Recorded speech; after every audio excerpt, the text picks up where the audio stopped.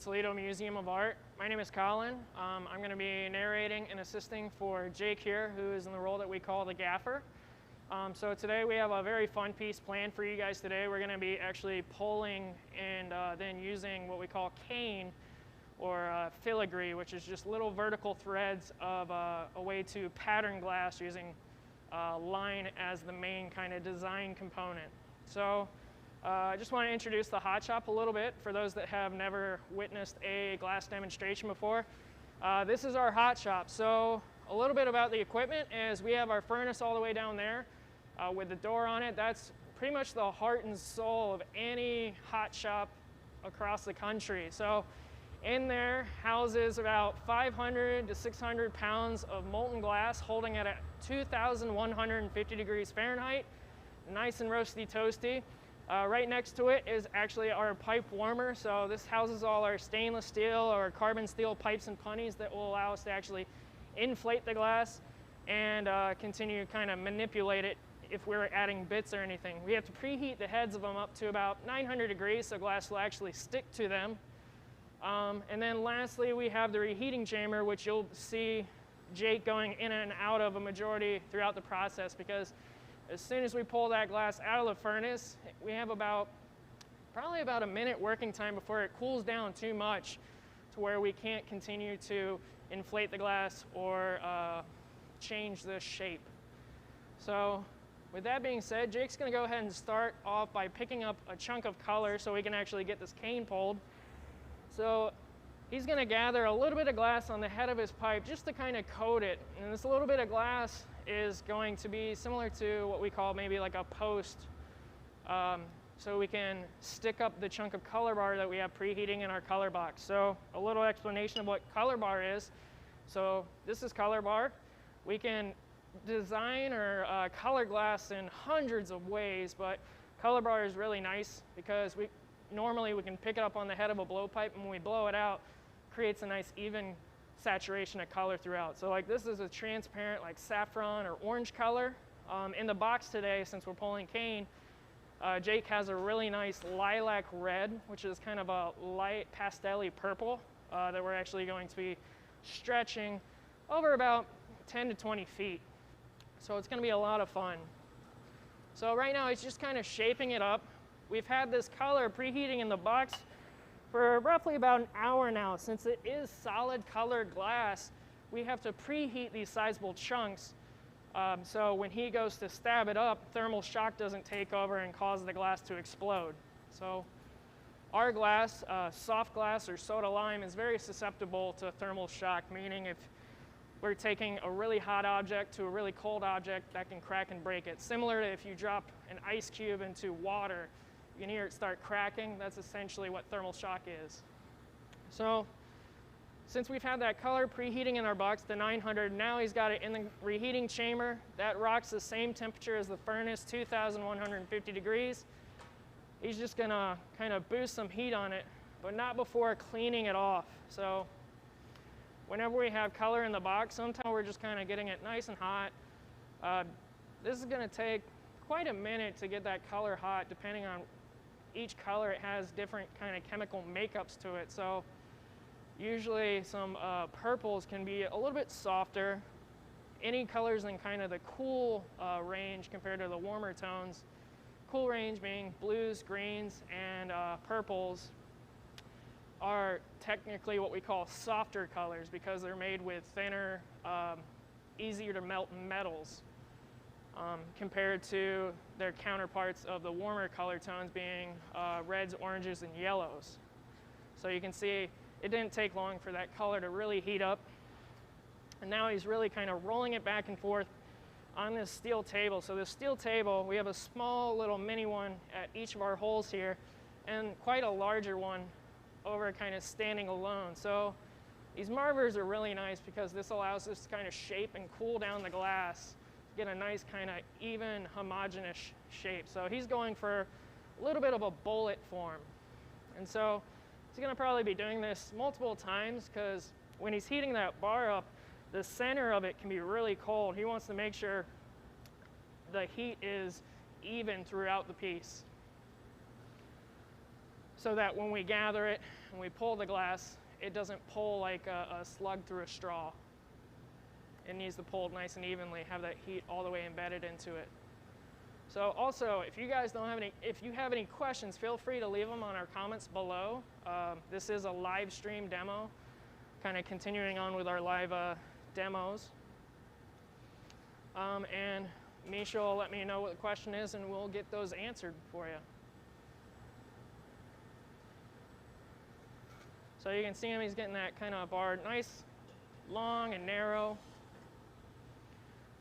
Now he's going to be using his jacks to kind of, I believe, maybe kind of push the glass, get it a little bit longer and kind of slender in form, making sure that some of that glass is actually on the head of the pipe itself.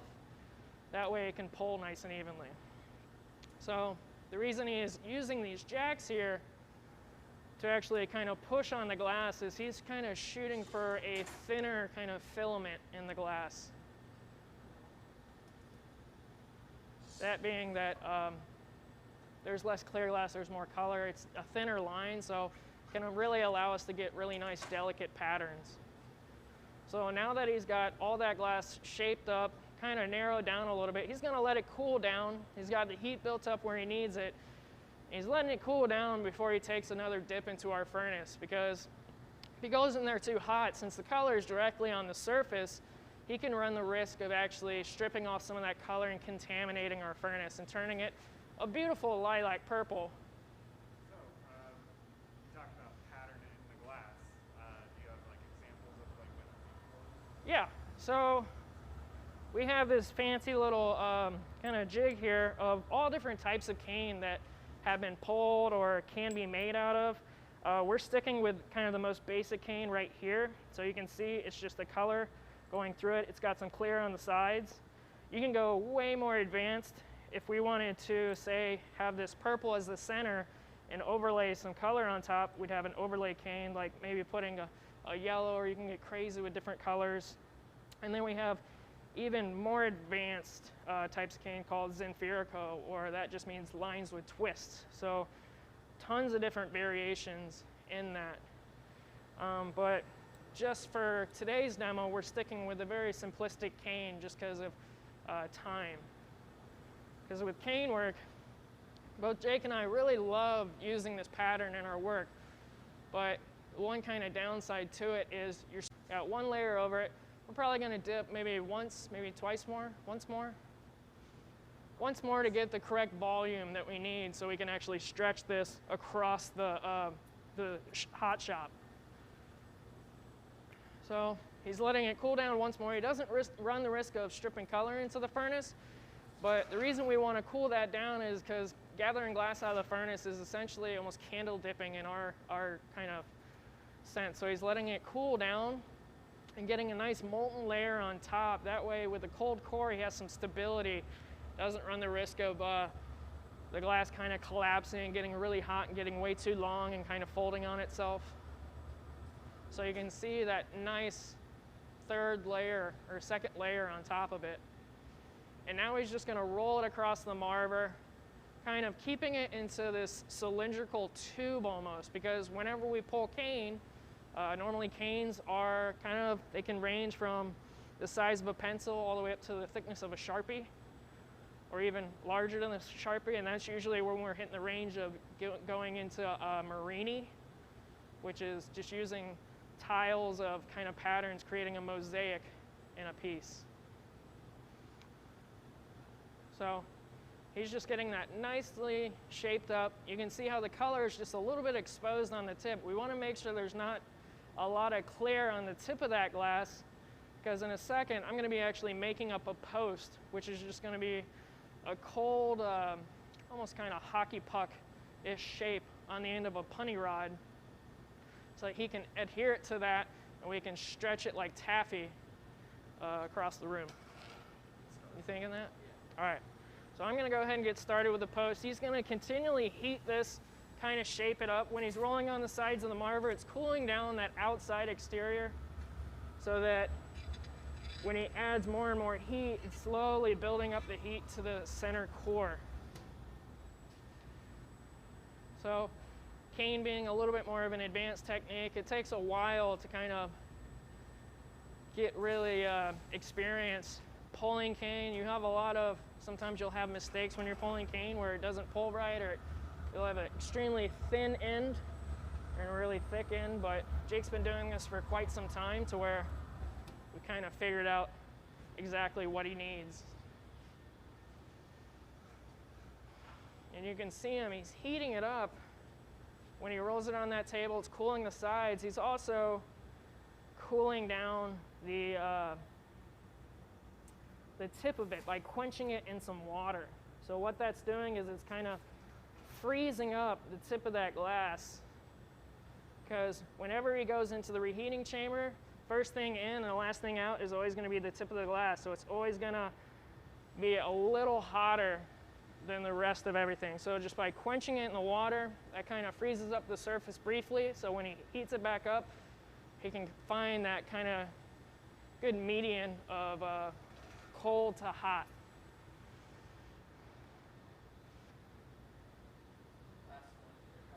Last one.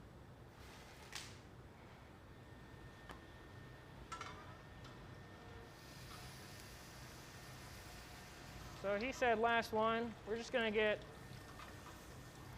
ready to attach this to the post. You want me over here?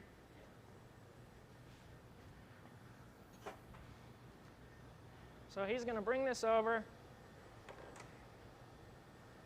and actually tap it on the floor a little bit. That cools down that surface a little bit more.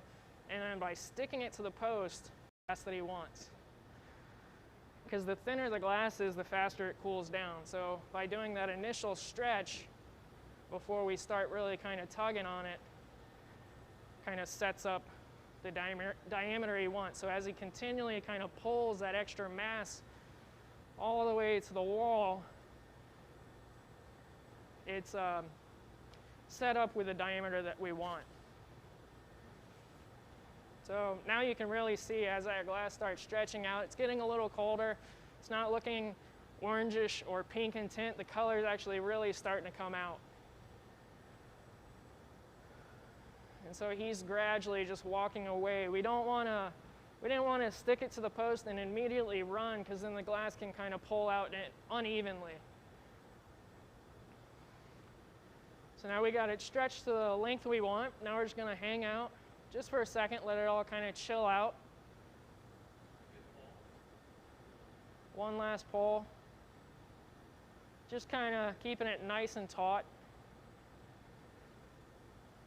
And the nice thing about using cane is we pull cane all day, and since it's a lot thinner compared to if we were to make a cup or a vessel, it can actually do what we call air annealing.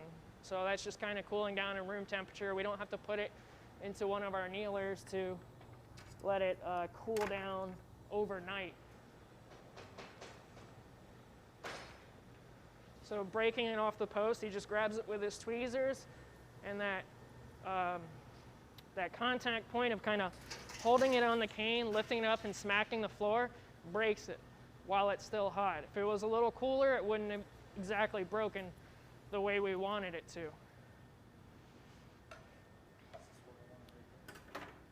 Yeah, that's a decent length. You can measure it with the knocker thing. So we have all the cane stretched out. Now is the time where we're actually going to start breaking it up and getting it prepped to be rolled up onto our steel cane plate we call kind of a cane marver. So this cane marver is really nice. It has all these ribs that actually allow us to set canes in there individually, and we can space them out however we would like them, depending on kind of what pattern we're going for. If we want them really tight next to one another, or we can leave it with multiple gaps in between. So my job is going to be kind of wielding this super heavy plate. So I'm going to go ahead and get this a little hot for him, because glass has to actually be hot to be able to stick to one another. Same way we have to heat up our pipes and our punnies. Hot glass only likes sticking to hot glass.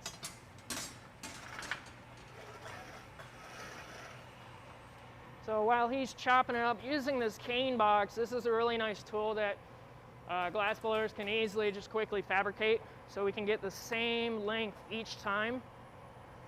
He just slides it up against that wall, knocks it back, so we can evenly get canes ranging from 3 inches to however long we need them.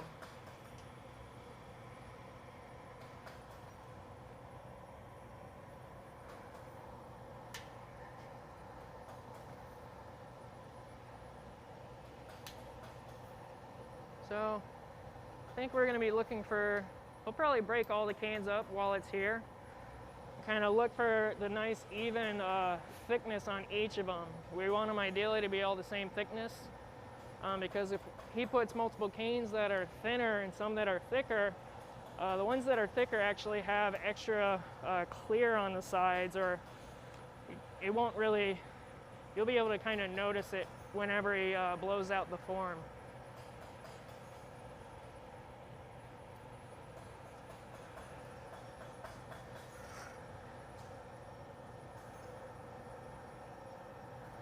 Do we have any questions? Nothing so far? All right. Yeah.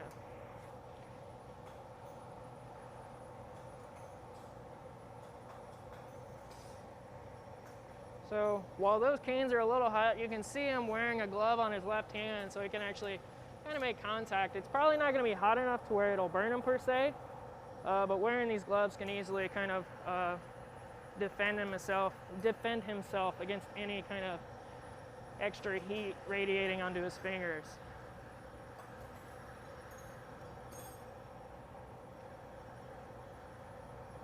So now that we got all the canes broken up, this plate is pretty close to being the temperature we need it. All of this is kind of based off of experience.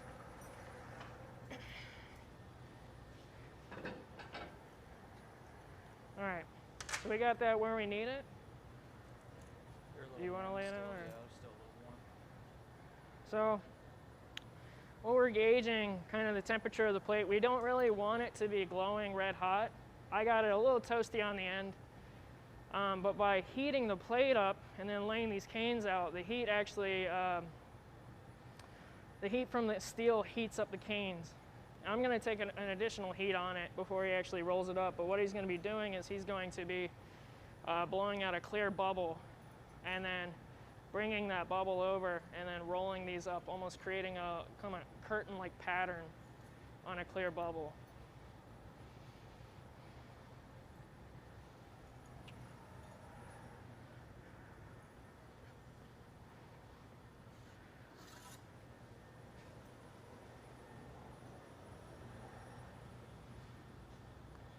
So I know I talked briefly about it, but this beautiful purple color we're using, so the way we get different colors in glass is by actually contaminating clear glass like our furnace, or more of the raw material in the kind of powderized form with metals or metal oxides. So normally to get some purples or transparent purples, you would throw manganese into the glass and that tints it a nice purple.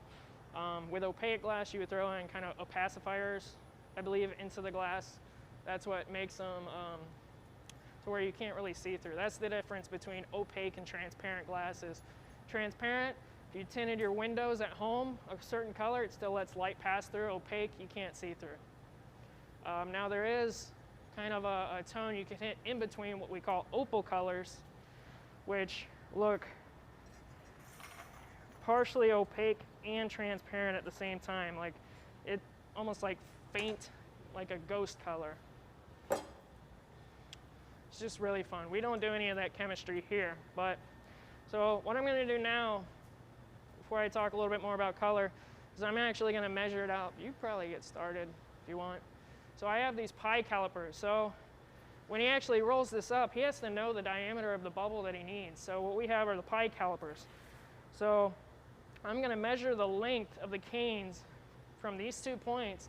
It's going to multiply it by pi and give us the diameter that he needs. So this is a really nice tool that we can use, kind of measure it out from cane to cane. So you can see we have it measured. Now all we need is about that much on the diameter. Do you want these on the mini marber or the big marber? Okay.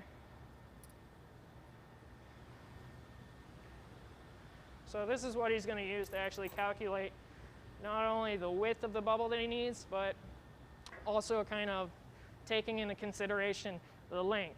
Because he can make the width of the bubble, but if it's a very short bubble in comparison to the canes, he's going to have a lot of excess waste of the color that we pulled. So he's gathered up on a blowpipe. He's actually introduced his bubble by capping a little bit of air into the pipe, covering it with his thumb. As the moisture in his breath expands, it only has one place to go, and that's right into the glass. So you can see the bubble right in there. Kind of puffing it up to a reasonable size, letting it cool down, so then he can take probably a couple more gathers on top of it. So every time we go in, we just double the amount of glass that we have.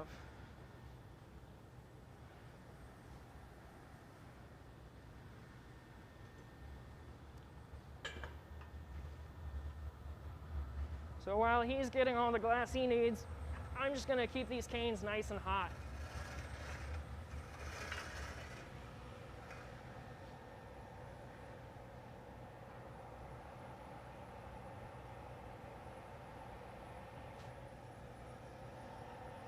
So right now he's kind of doing what we call air marbering. He's just overhanging it over that marber, just letting the air kind of cool down. Because if he were to come out and instantly make contact with that steel table, it's going to leave a lot of what we call chill marks in the glass and really kind of freeze that surface up.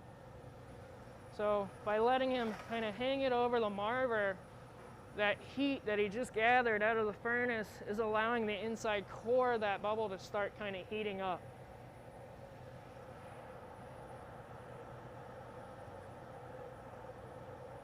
And so not only, so he's going to get his bubble a little bit longer, actually puffing air into the pipe, covering it with his thumb, and as he rolls it on the table, it's cooling the sides down and allowing that bubble to go further and further towards the tip of the glass. That way we don't have like a crazy thickness of glass kind of containing about half of the bubble, and the bubble size only being about the size of a golf ball. We want it to be nice and even.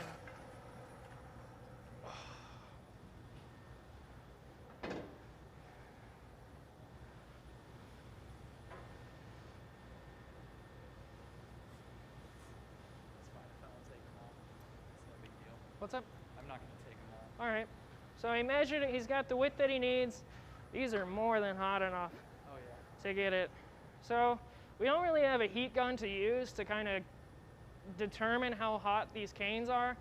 The biggest thing is kind of telling it by hands, or what we use is the back of our hands, because after working with glass so long, kind of desensitize the palm of our hands.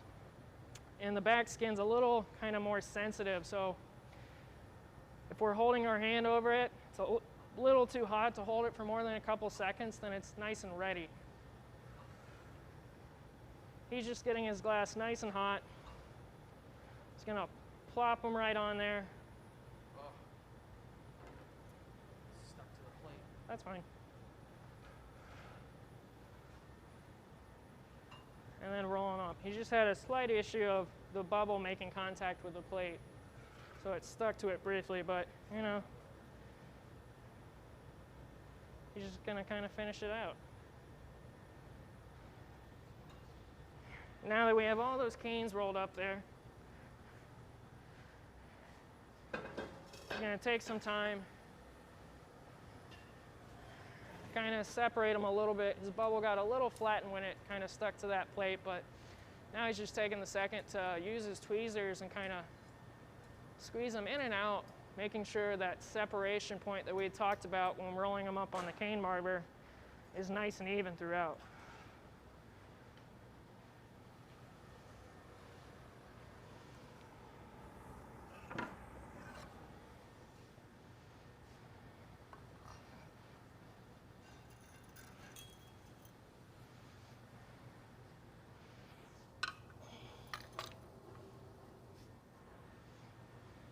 So using that marber to kind of level the glass back out, we can also use it to kind of puff some air back into it.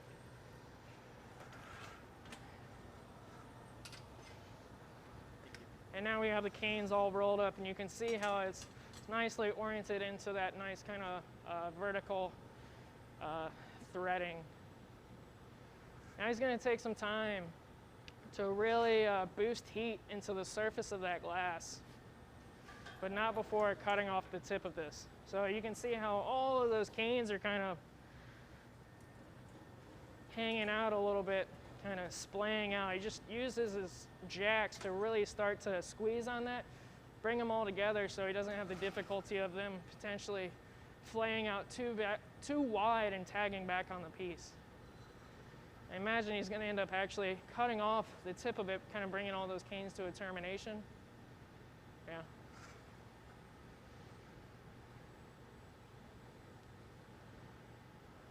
So you can see him really boosting heat into the front of that piece. So he's really getting the tip of it nice and hot because he's going to use his jacks once more, kind of really bring all that glass down to a nice small termination.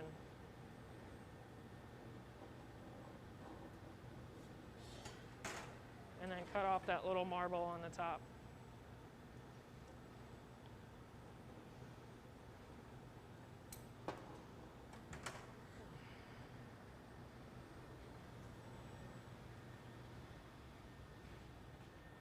So now I'm just letting the glass kind of hang out just the slightest bit. He's looking for everything to get nice and cold because with that those canes on the bubble, it's a high relief on it. So he's letting it get nice and cold on the surface, so when he goes into the reheating chamber, it's going to get that surface, that outer skin of the glass where all the canes are nice and hot. So when he rolls it on the marber, that way he can kind of make the form nice and smooth, nice and homogenized. So this is going to take quite a couple heats. Kind of the pros and cons of working with cane. It takes a little extra time to get the design that we want. And then not only when we roll it up, we have to melt it back down so we can get more glass on top of it, make a more sizable piece. I know we talked about this earlier. I think, Jake, you were going to twist this up, right? Yeah.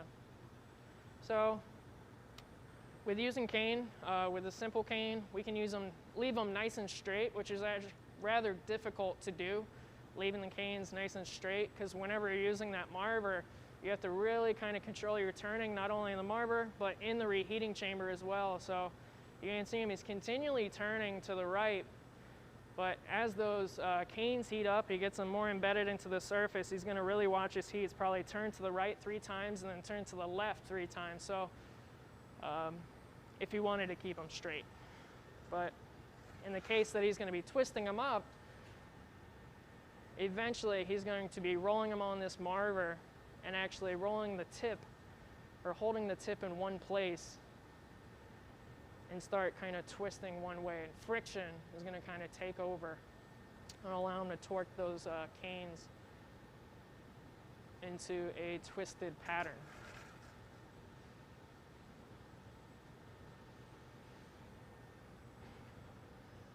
So just getting a couple nice heats on it. You can already see how those canes are starting to really kind of melt into the surface of the glass. Now, the real fun thing about using a cane, or right here, you see him kind of holding it, the tip in one spot on that marber, and as he turns, those canes are kind of getting torqued on and starting to twist up.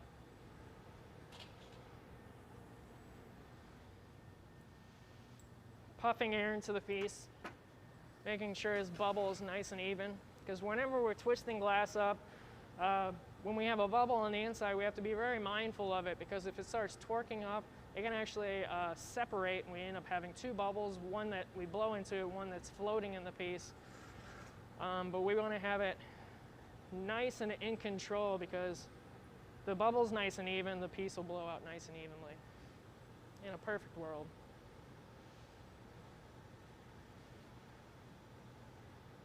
So you can see that on your monitors. Him kind of twisting in one place. Those canes aren't as such a high relief now. Slowly but surely they're being nice and melted into the piece.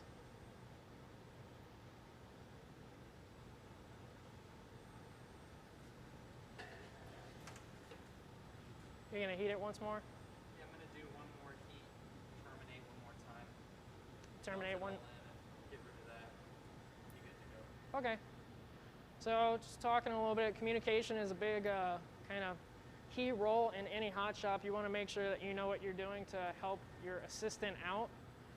So he's letting it cool down once more, get a nice super heat afterwards, and actually re-terminate the end of his piece, or the end of the bubble, because he wants to make sure all those keens meet at a specific point. You don't want to have any kind of hanging on the outlier.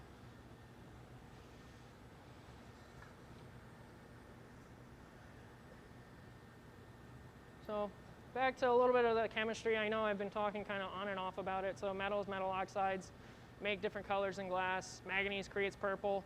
You can throw iron and copper into the glass, and that copper creates a nice blue, like a very beautiful sky blue or a green color. Iron strictly mainly creates green. Cobalt creates a really beautiful deep cobalt kind of gem color. Titanium, arsenic create white. Nickel creates kind of brownish amber tones, and you can go all the way down to throwing uranium into the glass, about 0.001 all the way up to 2% uranium. And since glass is naturally an insulator, it'll actually dissipate all that radiation.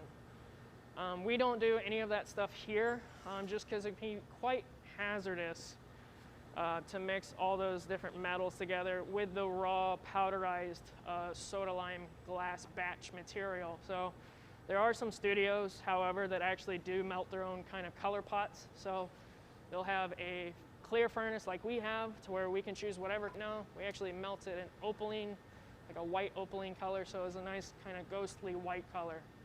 It was really beautiful.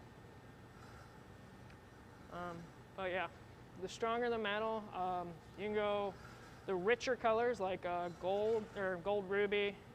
Use pure gold into the mix. So that's where our colors can get quite expensive. So you can see him, he's bringing that glass down to another quick termination. And you can see him, he's turning towards himself and then sliding the pipe out. So the reason that he's doing that is because the canes are actually twisted towards the right. So when he was twisting them on the marber, he was turning to the right, holding that glass on the tip in one position.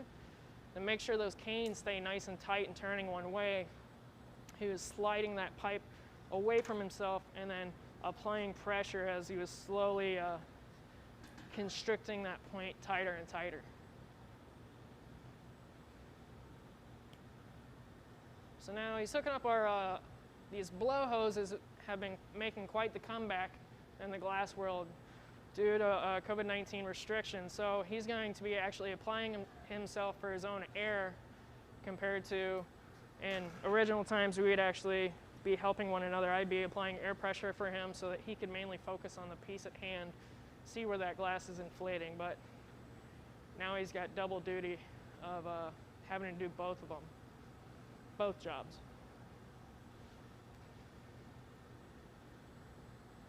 So I know with the amount of glass he has right now, he can probably make a sizable tumbler glass or maybe a small bowl.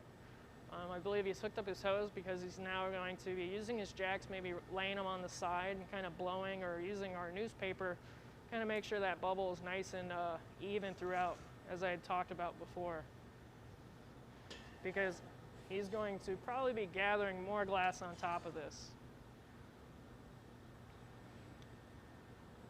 So these jacks are a really nice tool for us.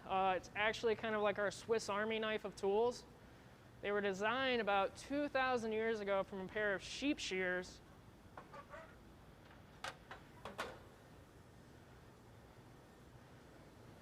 And I can bring a small example. So I say they're our Swiss Army knife of tools because with this one tool, we could do the whole process.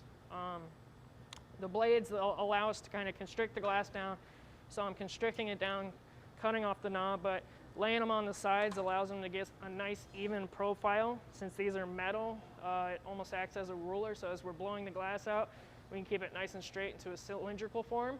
The strap is really nice because it mimics kind of the marber. It's having a handheld marber, so if we're in contact with the strap kind of on the bottom and blowing, that's really cooling the bottom down so we can get more volume of air into the piece. So once again, letting that glass cool down. He's gotten it to where he wants it. Now we're gonna go in probably for our final dip.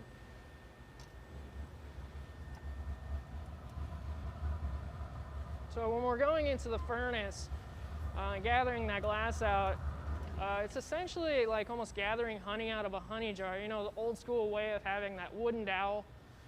You go in there, turn 360 degrees, and slowly level out. Allows you to get that honey out. It's very nice, very viscous. And you can see we're at a pipe cooler right now. This is our super sophisticated tool. It's just a little trough of water that allows us to cool down our pipes, because depending on the level of the glass in the furnace, sometimes we have to spend a little bit longer looking for that glass. And the metal does heat up. Even though stainless steel or mild steel, they're very poor conductors of heat, they can still heat up. So by cooling it down with a pipe cooler, it just allows us to grab closer to the head or closer to the glass itself to actually control it better. Kind of similar to if you have a shovel in your hand, you know, you really want to choke up on the head of a shovel if it has a lot of weight in it, so you can be able to work longer throughout the day compared to if we were grabbing it mainly where the mouthpiece is. That can be very tiresome depending on how long of a day it is in the hot shop.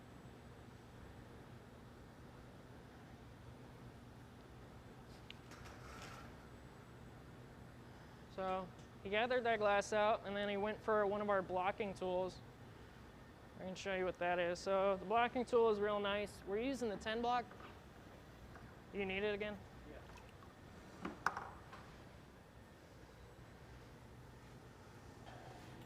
So the blocking tool is real nice.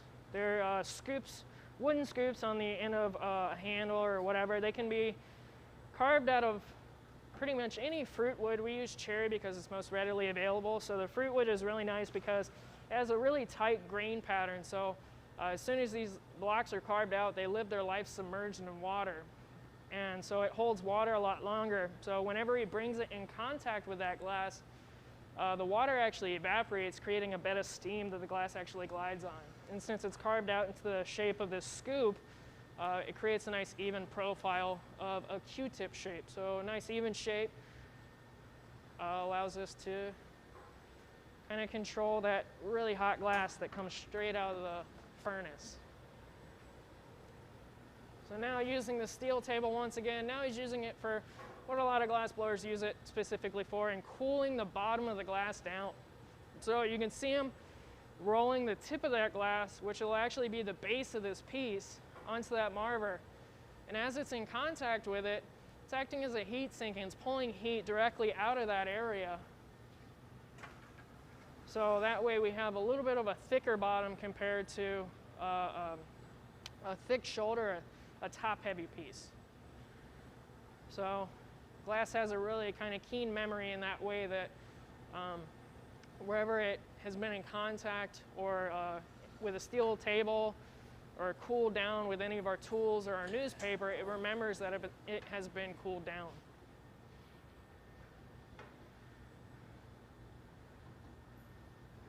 So before the demo, he did mention he was going to go for a nice kind of bottle shape. So what he's doing right now is he's actually has this shoulder, and he's kind of tugging against it, kind of pulling out.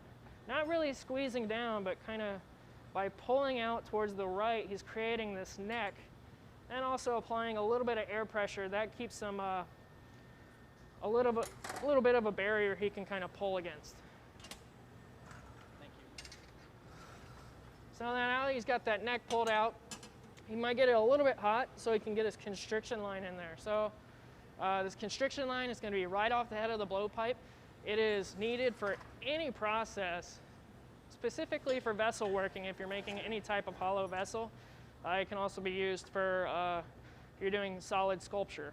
But this constriction line is just a weak point in the glass where eventually we're going to tell it to break so we can flip it around 180 degrees.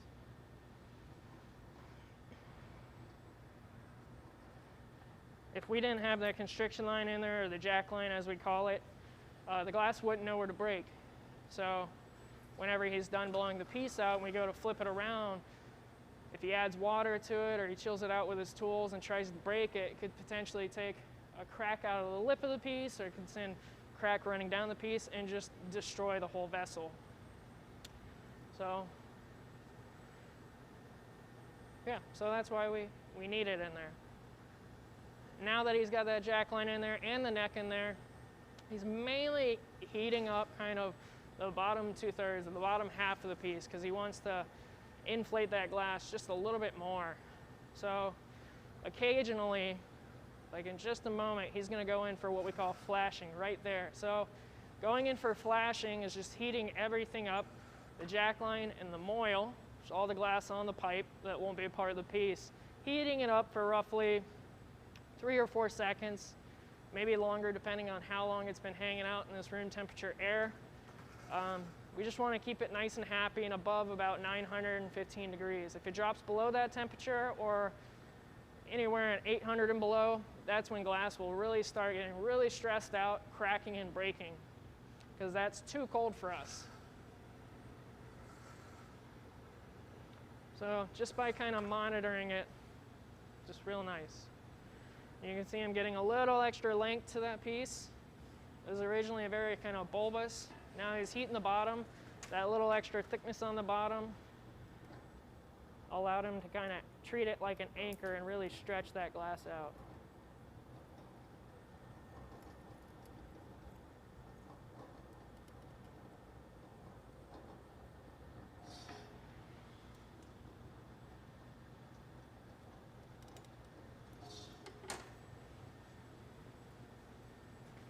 Piece on a table, it's just going to fall over because it's not flat. You need a paddle? All right. So I'm going to be applying a little bit of pressure with this wooden paddle to kind of flatten the bottom of this piece out while he's having his edges there, or the blades on the sides. And what he's doing is putting a little pressure downwards with his blades, and he's actually applying some more pressure, air pressure. And what that ideally does is with having someone on the paddle, we can get the bottom nice and crispy, because the air pressure is pushing out to those edges and flattening the bottom, and we have that straight edge jack on the side. You good? All right. So now he's just going to kind of babysit this piece. I'm going to be creating what we call the punty. I've heard it mean many things. A point, punty point in Italian. It's just going to be a new point of connection that is going to temporarily hold this piece while we finish it out and open it up.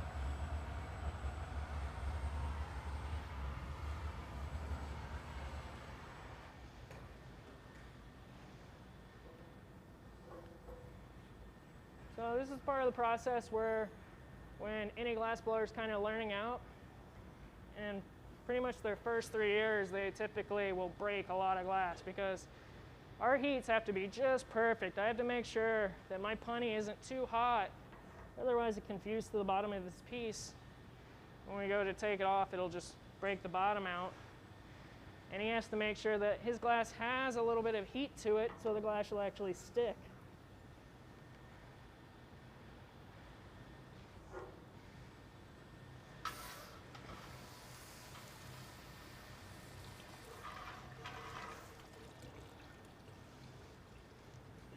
A little too much glass on my head, but should be fine. So he's taking his last flash. I get this nice and hot, bring it over to him. What he's going to do, he's going to touch it to his piece, kind of wind up a little bit. That creates a little extra kind of stress so it knows where it's going to break. Now he's going to take a second and line it up. Yeah. So now he's going to add a little bit of water to his constriction line, thermally shock the piece, and with a tap, it breaks free. So that's that thermal shock coming into play that allows us to kind of break that glass.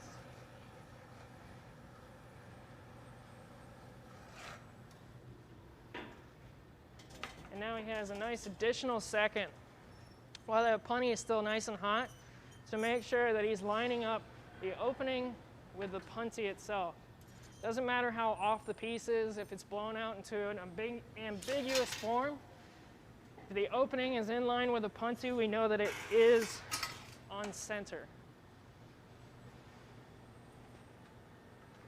And so now comes one of the longer heats of the process. So he had to let that glass cool down so he had some stability so he could actually break it and flip the glass around.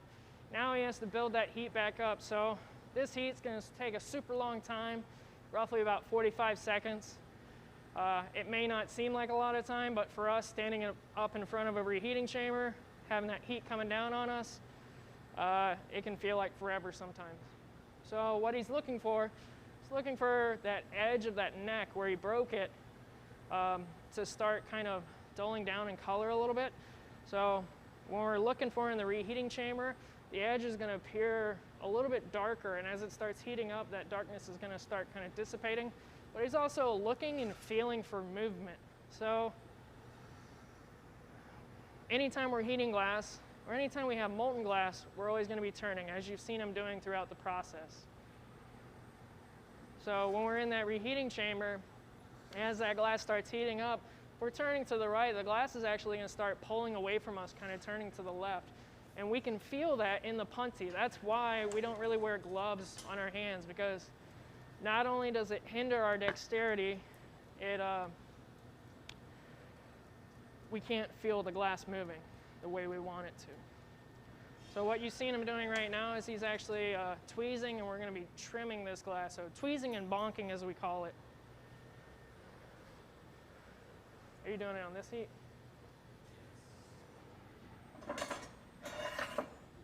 So he's tweezed out a little bit of that glass. We have this cute little floret up top, which some people can leave if they want to, but it doesn't really jive with the rest of the form, so we're actually going to just bonk it off.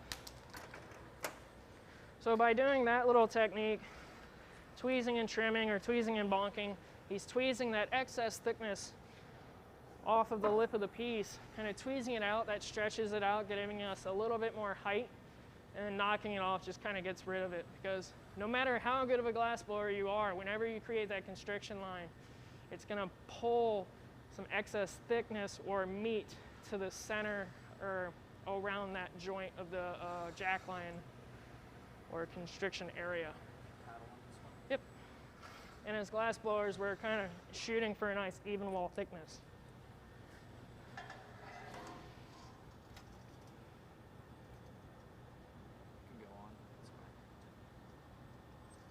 So now we have this bottleneck, nice and pulled out a little bit. You say you were going to puff the shoulder? I'm going to finish the neck first. Yeah. So you can see how that shoulder of the piece right below the neck kind of slopes down. It's going to finish the neck up, kind of start cooling it down and kind of building heat in that shoulder, and actually inflate that shoulder just the slightest bit. Now I know some of you at home are wondering, how is he going to inflate the glass if it's not on the blowpipe? We got a fun tool for you. So we have a tool called the soffietta. So the soffietta in Italian means little breath or little breeze. It was actually invented by the Italians in a way to actually thin this glass out. So you can see we have this Mongo soffietta. It comes in different sizes. It can be really small for making cups, medium size, or the extra large size, depending on what type of piece you're going for. So having this cone attachment has essentially a little straw coming out so we can actually inflate the glass. What he's going to do when he gets that shoulder nice and hot, he's going to plug it with a cone and puff air into it. And wherever it's hottest, it's going to puff up. So that's how Italians were able to actually get glass really, really thin. Not only kind of blowing the form out, but on the other end of the pipe. So you can see him going. He's going to use it. Kind of puff that wall out just the slightest bit. Not only does it thin the glass, it just helps us shape it just the slightest bit. If you want to go for a really nice amphora shape, it has the high shoulders, the soffietta is typically used to kind of puff it out. Or you can use an air gun that has that cone attachment to it. We don't use the air gun because it can be a little bit more dangerous using compressed air.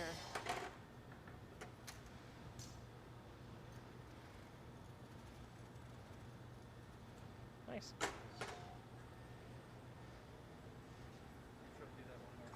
Okay. So just doing it a couple times, really kind of cooling it down, pulling the neck down a little bit whenever he's in contact with it. We do want to make sure if we ever use the Soffietta that that thing is not ice cold. We want to be roughly room temperature, have a little heat on it depending on the thickness of the glass itself. If you're shooting for a really thin Venetian kind of goblet, very thin form, take a cold metal tool to a really thin glass, it's going to crack the lip or it can crack the piece.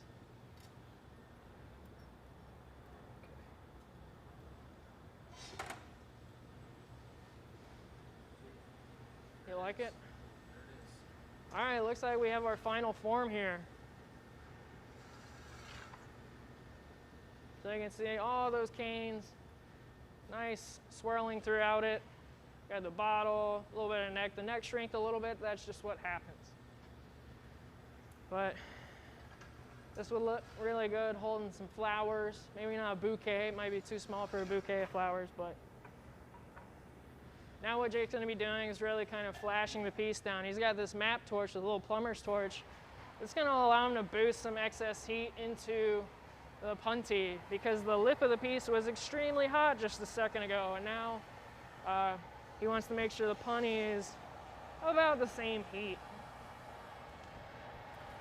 So he's gonna take multiple flashes. You can already see it, that piece is moving from that one point. That's how we know a lot of heat has been built up in that one area. How are you thinking? I'm ready. Yeah? I'll do one more real quick. Okay. Let me do one more little build up, kind of building up heat in that punty. I've suited up in our little welding jacket, Kevlar gloves, because I'm going to be actually transferring this piece into our annealing oven safely.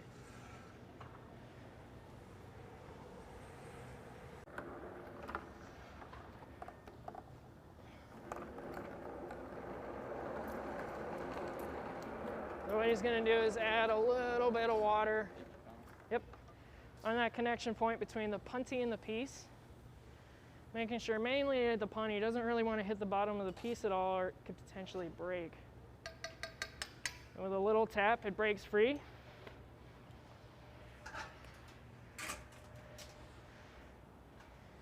And now he's just going to take our hot torch here. This thing burns around 2,500 to 3,000 degrees sometimes.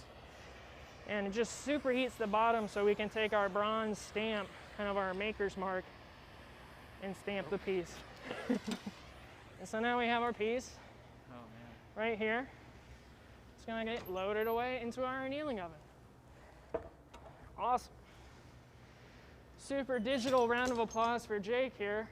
Nice job, dude. Thank you. So, anytime we make glass, it's got to cool down in some sort of way. We have these big, huge boxes. They're holding around 900, 918 degrees roughly.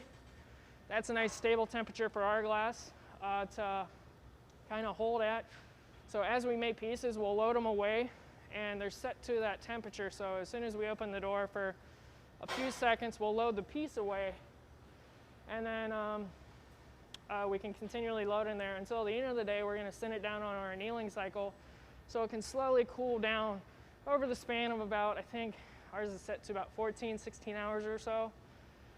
So it's going to cool down and be out sometime tomorrow afternoon or even evening. So what that does is it actually relieves the stress not only on the surface of the glass but the inner core. The inner core is still somewhat a little hotter than the outside. So when we send it down, it's going to hold at 918 degrees for about an hour or so, and that's going to even everything out to that temperature. And slowly that temperature is going to get lower and lower, and then eventually it's just going to try and lose all that heat. That way we can make sure our glass is stress-free. So luckily that only takes about 16 hours. We actually have a piece in our ancient collection in the center of the room for those that have been to the Glass Pavilion. It's a big glass bench that's about, what, 3 feet thick roughly. And that piece took roughly about 11 months to cool down. And even that wasn't long enough because there's still cracks running through the piece. So luckily we don't have to wait 11 months for our glass vessels to cool down. But thank you guys so much for joining us for this demonstration. If there are any questions, I can answer them now. No questions at all? Well, thank you for joining us. Definitely check back on, I think we're doing these on Wednesday, Friday, Saturday, and Sunday. No Sunday. Wednesday, Friday, and Saturday. Wednesday, Friday, and Sunday. Sorry about that. But yeah, check back for more virtual demos. They're going to be a lot of fun, changing each time. So have a good Sunday.